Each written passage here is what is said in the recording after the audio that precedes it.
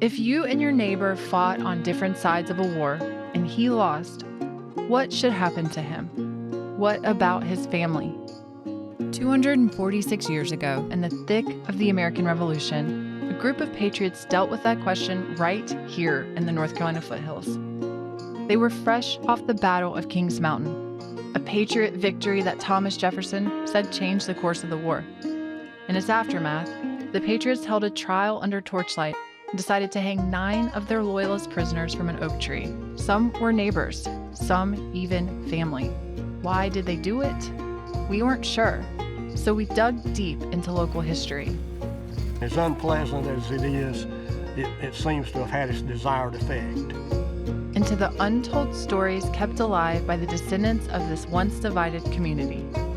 People from around here had friends and neighbors and even family that they had issues with. It's been called the first Civil War, and I think it's pretty fitting. This is Homegrown History.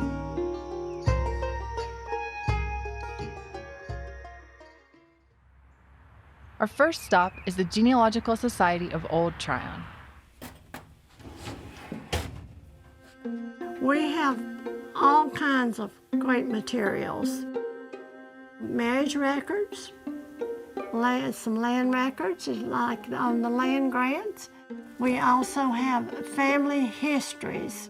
Folks have been working with the society to find out who their ancestors were since 1973. Folks like Ricky Toms. Ricky tells us that years ago, he discovered that 2 of his ancestors from this area fought on opposite sides of the Revolutionary War. It was my grandfather, Oscar and Tom's, and Carruthers Stock. To understand why neighbors ended up on opposite sides, you have to understand what was at stake and how personal the war had become. After years of stalemate in the North, the British bet everything on the South. A string of major victories in Charleston, Camden, and Augusta gave them confidence. A British officer named Major Patrick Ferguson was appointed to train and lead a corps of loyalist militia to secure the region. One of the men who joined the British cause was Ricky's ancestor, Jonas Bedford. For months, people in this county had been caught in the middle with both Patriot and Loyalist raids tearing through the area. Jonas himself had lost 300 cattle to the Patriots. They threatened to burn his home and take his life. They were both raiding and stealing and abusing women and children and everything else. And once it got started, it was a retribution against a retribution. Some men, like Jonas, fled the region, hoping if they were gone, the Patriots would leave their families alone. For those who stayed, hope came in September 1780, when Ferguson set up a Loyalist recruitment headquarters at a nearby settlement called Gilberttown. Hundreds joined up. Ricky Toms thinks he knows why. The people that had something wanted to hang on to it just like they do today, and they wanted to, carry on, hand it down. They didn't want to lose it. And probably one of the bigger things was that they were fearful.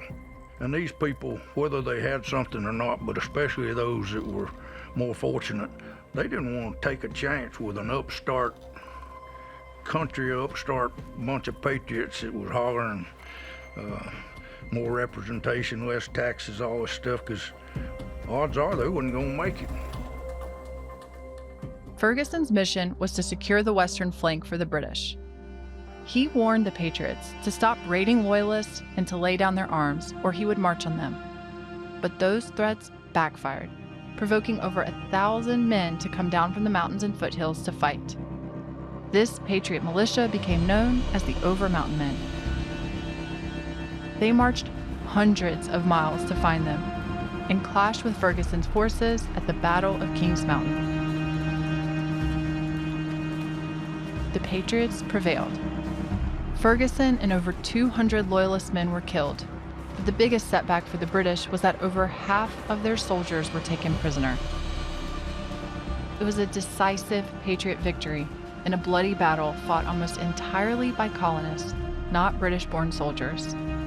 Almost everyone on both sides was a Southerner, and in many cases, a North Carolinian. The reality was, at the Battle of Kings Mountain, you might run into someone you know on that hilltop, and they might be fighting on the opposite side. which is what Ricky Tom said happened to his Patriot ancestor, Captain James Withrow. His brother-in-law was a Tory, and the Tory got wounded during the battle and fell. Must have been in pretty bad shape, and he called out to his brother-in-law for help. And he let him know right quick, said, look to your friends for help. I'm not in that business. I'm on the other side. So what happened after this famous victory? The showdown of neighbors against neighbors and family against family? No one knows for sure where the graves are, but I cannot definitely say, but somewhere in this general area was probably the grave sites. We're heading into the woods with Shivis Bradley, a county historian whose ancestor was one of 9 loyalists executed here. This is the Biggerstaff Plantation. 1 week after the Battle of Kings Mountain, a column of weary patriots transporting hundreds of loyalist prisoners set up camp here. They'd marched through horrible conditions. It was raining, it was cold, food was scarce, men were deserting every night, and it was here where all that bad blood between the colonists reached a tipping point.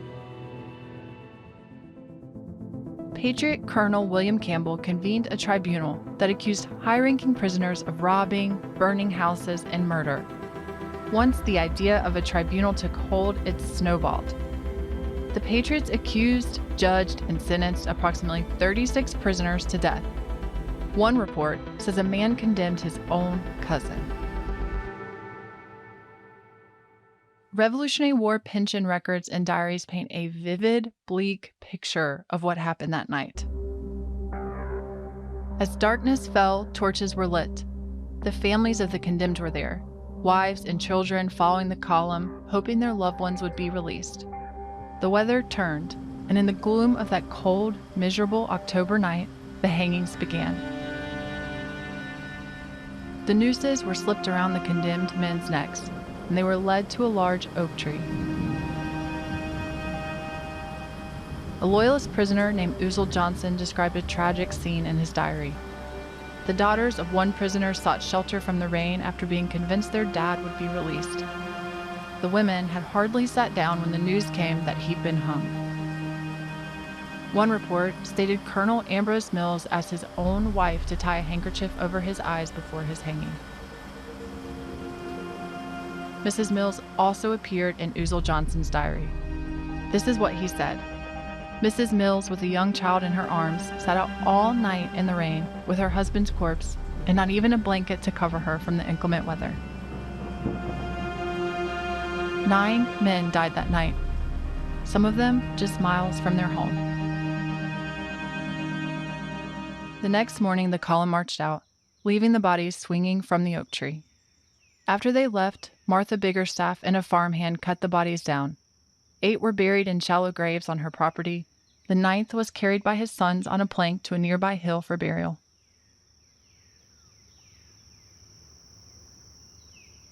Shivis can trace his lineage to Ambrose Mills, but he also can trace his lineage to a loyalist soldier who was tried and spared that night. It just reminds me of how fragile relationships are, and how that it was brother against brother and neighbor against neighbor in this battle. Today, the hanging tree is long gone, but locals believe it once stood here. Yeah, as we stand beside of this young white oak, there's the possibility that this tree came from an acorn off of the original hanging tree that was just a few feet away from this site, so it's very possible and just gives you something to think about.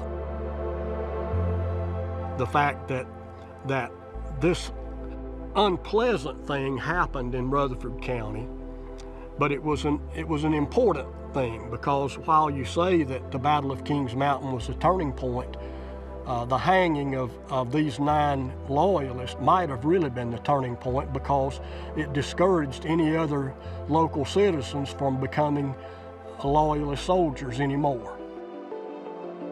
In 2007, Chivas heard this property was for sale, so he worked with county leaders and private citizens to acquire it. I've seen so much development going on, I felt like the public ought to have an opportunity to see this history and it not be destroyed. So what happened to this once divided community after the war ended? That question brought us here, to Britain Presbyterian, a church older than the nation itself. Our tour guide is Leonard Hutchins, who's been a member here for his whole life.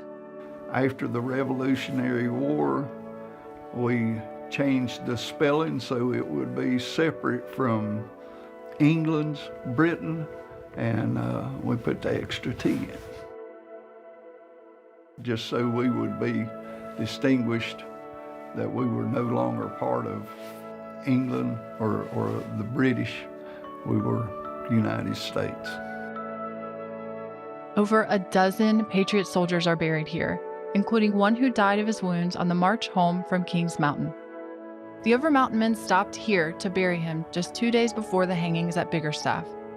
And it's here where we find a headstone for Ricky Tom's Patriot ancestor, James Withrow, the man who oral tradition says refused to help his injured brother-in-law at the Battle of Kings Mountain. The fate of Ricky's loyalist ancestor, Jonas Bedford, holds clues to what happened to the folks who were on the losing side after the war. Many loyalists lost everything. Jonas Bedford was one of them. Jonas escaped after the Battle of Kings Mountain and continued fighting for the British. After the war, he sailed to England to seek financial restitution for his losses. His wife, Mercy, stayed behind with their kids and was left nearly destitute. 5 years after Jonas left to fight with Ferguson, Mercy finally got help. In 1785, the state passed an act for the relief of Mercy Bedford, granting her and the children Jonas's land, the power to sell what remained of his estate, and collect on his debts. Others left the state entirely, starting over in places where nobody knew which side they'd been on. And today, many descendants of the Loyalists and Patriots who experienced the violence and change of the Revolution are still here, rooted in the same place, connected to the stories and sacrifices of their ancestors. I'm just as proud of, if this is Jonas Bedford, the Tory, and that's James Withrow, the Patriot, I'm just as proud of ones I am the other. I've got some of both of them in me, and they help make me what I am. I'm not bragging for no, but I think that's true. Everybody can learn and feel close to their ancestors and learn what they went through and appreciate them, and appreciate the past and appreciate the present, and hopefully pass it down and appreciate the future. Do you have a North Carolina history story we should be aware of? Follow the link below or scan the QR code on your screen to share your story with us.